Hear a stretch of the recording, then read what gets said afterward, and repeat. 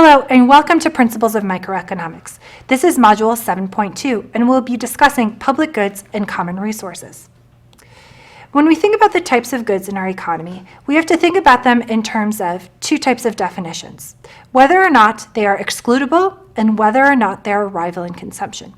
Excludability tells us whether or not a person can be stopped from consuming the good. Rival in consumption tells us whether or not one person's consumption of the good decreases the ability of someone else to also enjoy and consume that good. So with these two definitions, we can categorize the types of goods that we have in our economy into four groups, based on whether or not they're rival in consumption and whether or not they're excludable. So let's look at the first group, where the good is rival in consumption and it is also excludable. So it tells us that we can prevent people from consuming the good, usually by assigning a price to it, and that one person's consumption diminishes someone else's ability to also enjoy this good. So if it's rival in consumption and excludable, these would be considered private goods. These can be considered things such as ice cream cones or clothing, where as you consume it, nobody else can also consume that good. And somebody else can be prevented from consuming that good while you are, because you have paid a price for it. The other type of good that we have is rival in consumption and excludable. These goods that are not rival in consumption, but they are excludable, are considered club goods. Here, we can stop someone from consuming the good, again, probably by paying a price of some sort, but just because someone is consuming the good or enjoying it, it doesn't diminish anyone else's ability to also enjoy the good or service. Here we can think of movie theaters or cable TV. Now, if we have a good that is rival in consumption but non-excludable, this is what we consider a common resource. So therefore, we can't pay a price to stop people from consuming the good. It is non-excludable. But as people consume the good, this diminishes the ability of other people to also enjoy the good. And lastly, we have goods that are non-rival and non-excludable. These are what we call public goods. So we can't charge a price for this good and stop people from consuming it.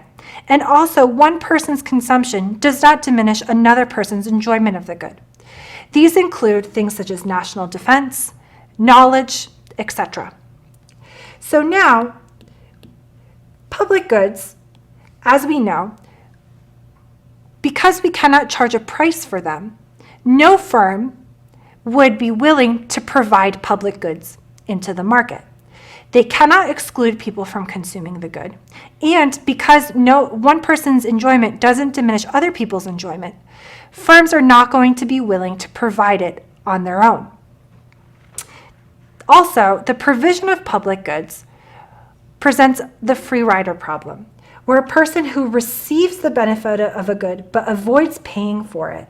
Therefore, there's no way that a firm would be willing to provide goods where there is a free rider problem. In that case, because public goods are very necessary for our economy, we can think of national defense, for example, the government needs to step in to provide these goods.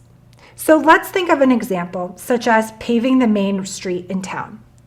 Of course, this would be beneficial to all of the businesses that work and are located along the main street in town. But no single firm would be willing to pay the cost of paving that road, because everyone else will be driving on that road. They can't charge people for driving on that road to recoup the cost. And they can't exclude people or make people not use that road. So therefore, no single firm would be willing to pave that road. It'll be left up to the government to ensure that the right infrastructure is in place, that the roads are paved, that national defense is provided. Now, another type of good that we have talked about is common resources. These goods are non-excludable, but they are rival in consumption. So we can't stop people from consuming them, but the more that they consume, the less is available for everyone else. The perfect example of this is fishing in a pond. There's a limited amount of fish in the pond, and if everyone came and fished, we can't stop them necessarily from fishing, but the more that they fish, the less fish are available for everyone else. Economists have struggled with understanding the perfect way to regulate common resources. Many have argued for systems such as voucher systems or timing of the fishing or regulating the quantity of the good that is used or fished, but none have provided the perfect solution yet. So we run into a market failure problem here when we think about public goods and common resources.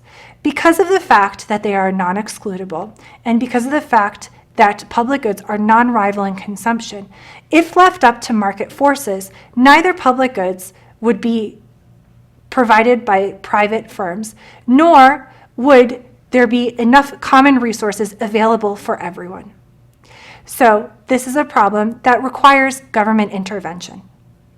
Thank you so much for joining me in Module 7.2 on public goods and common resources.